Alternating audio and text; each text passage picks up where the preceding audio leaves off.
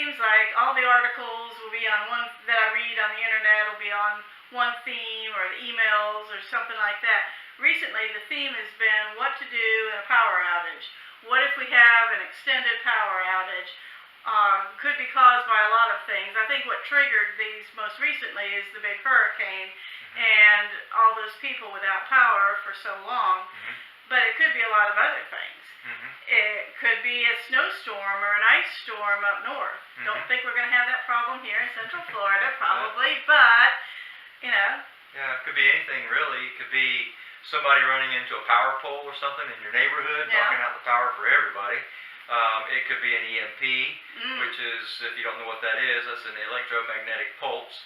Those could come from either a solar flare coming off the sun, or it could be something that's man-made, like one of the countries, setting off a bomb in the atmosphere, and something like that. That would be a long-term thing. It would. Sometimes it's just a short thing and just long enough to aggravate us. All the clocks have to be reset, just enough seconds to make all the electric clocks go off. Or it could be several days. We've been without power for days on end after a hurricane before. And we get a lot of electrical storms and stuff here in Florida. Just had one tonight, didn't we? Yeah, just had a lightning storm, thunderstorm tonight. Came through and rained and blew all the stuff over on the front porch out here. So when you're on a homestead and things like that happen, you got to think about what you're going to do. What happens now if we lose our power? Right. What are we going to do? So that's the question that we're going to try to answer, hopefully. Yeah, let's hope. Hopefully. Well, now that happened, we get to really act out, figure out what are we going to do now that it's dark all over the place. It's very dark out here for Homestead, by the way. I know. I can't see a thing. How am I supposed to use my tools? How are we supposed to cook? What are we going to eat? Nothing in the refrigerator is going to be good after a while, or the freezer, all that frozen stuff. What are we supposed to do? Let's talk about that. I don't know. We'll have to find a flashlight maybe or something. Yeah. Light a candle maybe. Okay. Anything else we could do? I found something. Hey, a light. A light. Now at least we can find something going on around here, and we'll talk about some of these things coming up in the next few videos about what would we do if we had an extended power outage out here at the homestead. So we'll talk about that for a while. One of the most important things to consider for preparing for a long-term power outage is getting liquids, especially water. Water is so vital to our survival.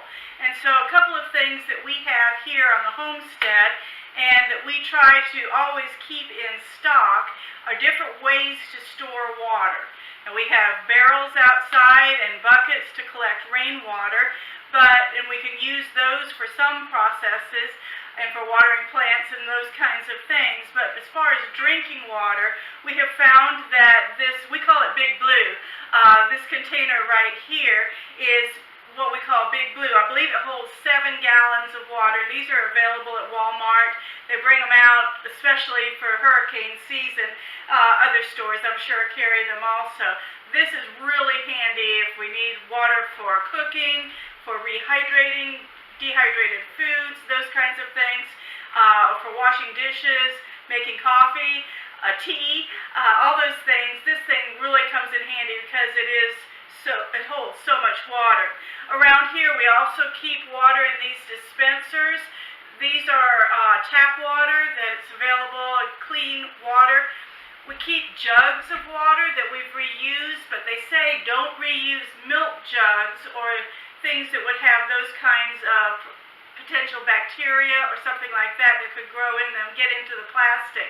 But this was spring water, and so we refilled it with chlorinated tap water, and that will stay good for quite a while.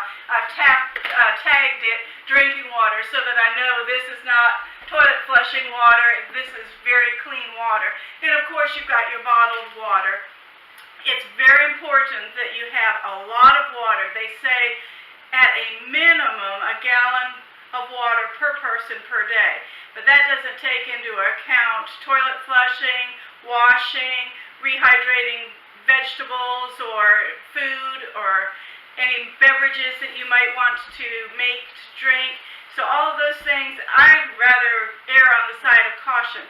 We also have set up here at the homestead the capability of attaching a pitcher pump to our well so that if we needed to, we could also pump water by hand. Let me tell you, it takes a long time, but it would do, and it would help us out in a pinch. So just a few ideas. Also, if we know there's a storm coming, like a hurricane, usually we have several days preparation time for that. Everybody else is going to the stores and wiping up the shelves clean of bottled water and things like that. But you can fill any pot in your house with water, and we fill up every pot and pan that we have. We can fill up the bathtub. There's a lot of other places that you could store water if you know in advance that this is coming. So just a couple of ideas to get you thinking about how you would prepare for a storm. But you should always keep these things on hand, because like we said earlier, you don't know when a power outage might hit your area that could last for a lot longer than you were expecting.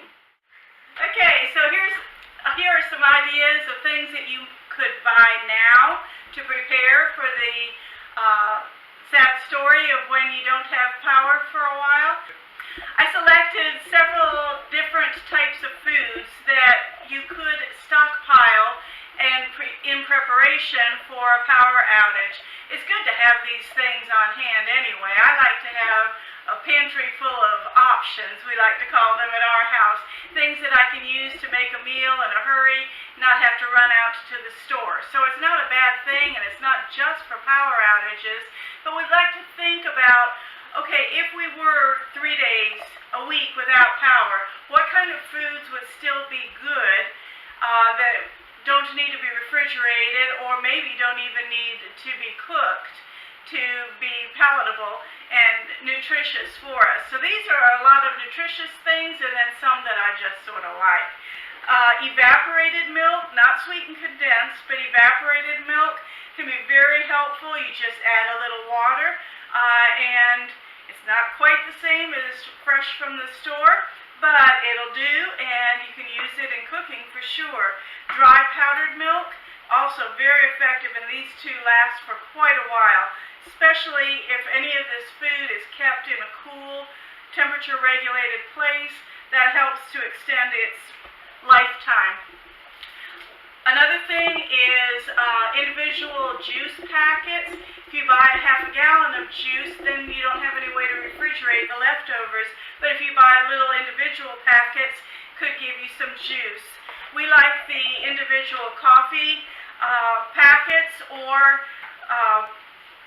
dry coffee. This can be made up just with 1 cup at a time, or a larger amount if you have a way to heat your water. Any canned vegetables will last for a very long time, several years. You can eat them right out of the can. I really like cold corn, and I can eat green beans out of a can too. These can be used together with a little bit of canned meat to make a soup or something like that. Or you can also save the liquid out of them to make something later. Something that was suggested are individual pudding cups.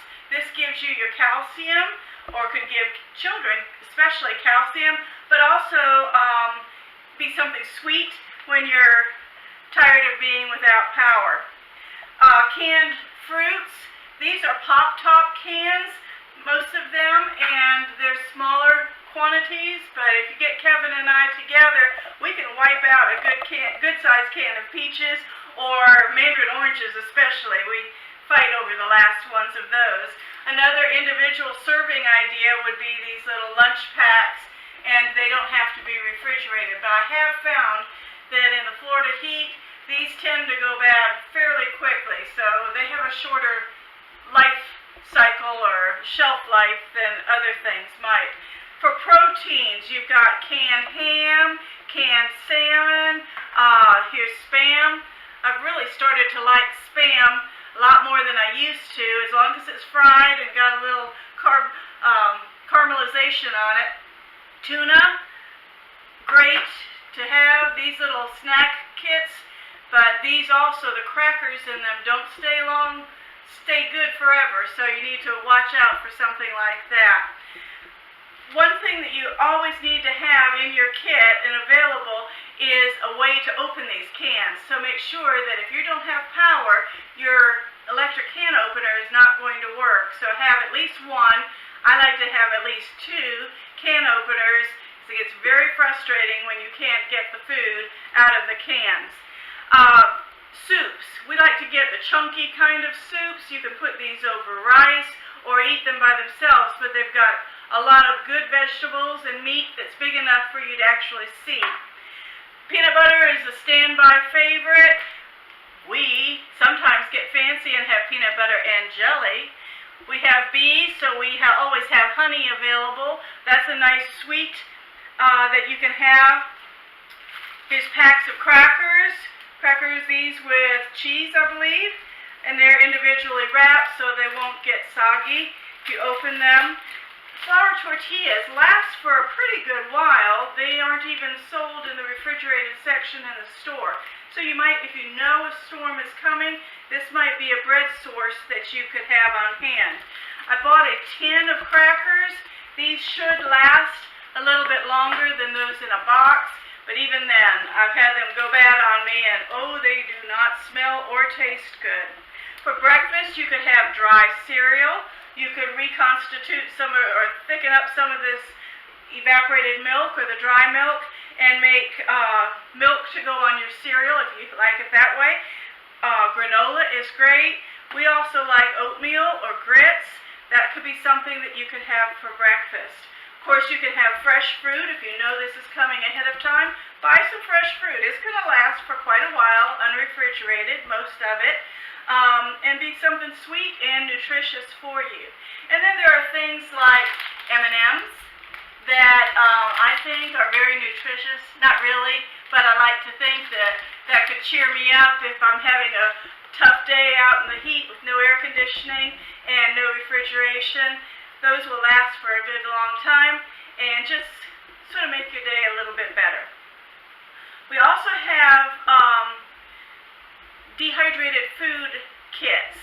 We have some from like Mountain House that you can buy at places like Walmart or any of the sports stores like Bass Pro Shop or something like that. They have dehydrated food kits that you can take camping with you. They're handy to have. And we'll also have some 72-hour food kits from Food for Patriots and other places. Those kits can be just rehydrated and give you a really nice meal without too much time or trouble. They're very lightweight, don't take up much space because they're dehydrated, but they can give you some good, tasty, nutritious food in a time where you don't have power to make a full meal or go out someplace for a meal. So here's just a couple of ideas, and I hope that this will get you thinking about what you have, what you could keep, and then also the idea is to recycle these, to use them up every 6 months or so. Someone suggested when you are reminded to change your batteries in your smoke detectors, go through this food, eat up what you have in this box and replace it. So you always have something that's no more than 6 months old in your supply there for it. A lot of people keep their hurricane supplies in a tote so that it's always ready. You don't accidentally use your last packet of something up and then the storm comes and the stores are wiped out. One other tip that we do is we keep a loaf of bread in our freezer almost all the time so that we have something there when the stores get wiped out from bread. There's all kinds of other things, and we'll talk about those some other time, about other breads and things that you can cook. Give us some ideas of what you've cooked, what you've stockpiled for power outages, and what works for you and your family. Might be different than what Kevin and I enjoy or what we've thought to store. So, we'll talk about some other things to do when the power goes out and future videos. And until then, please give us a thumbs up, like us, subscribe, please. And note in the comments below, we're going to offer a special kit for 72-hour kit, and send us some comments, please. Look forward to seeing you again.